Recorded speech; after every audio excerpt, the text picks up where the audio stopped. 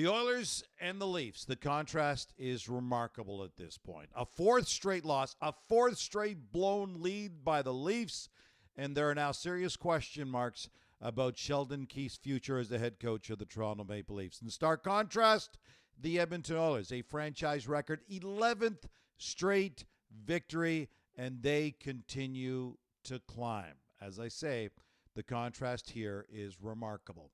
All right, let's take a look at what's going on right now. First and foremost, the comebacks. The Edmonton Oilers have not only won a franchise record 11 straight games, 7 of those games they had to come back in order to win. The Toronto Maple Leafs have not only lost 4 straight, all 4 games they actually led, and at times they actually led by multiple goals and still could not hang on, and they lost the game. Let's talk offense. McDavid, on fire. He's got 17 points during this 11-game point scoring streak. The Toronto Maple Leafs offense, Austin Matthews, just 6 points in the last 9 games. William Nylander, on the heels of that humongous contract, the largest deal in Toronto Maple Leaf franchise history, the last 4 games, 0 goals, 0 points, nothing to show for it offensively. Defensively, 9 straight games by the Edmonton Oilers with 2 or fewer goals against. The Leafs, 4 straight games giving up 4 or more goals. Playoff situation, the Edmonton Oilers have now climbed from a cellar dweller to just 1 point out of 3rd in the Pacific Division. The Toronto Maple Leafs now have a 1-point cushion as they're just barely clinging on to a playoff spot at this point.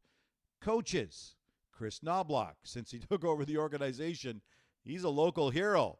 Everybody's saying, look what he's done with this organization, the major turnaround. Sheldon Keefe, again, stark contrast. My buddy Craig Button summed it up like this.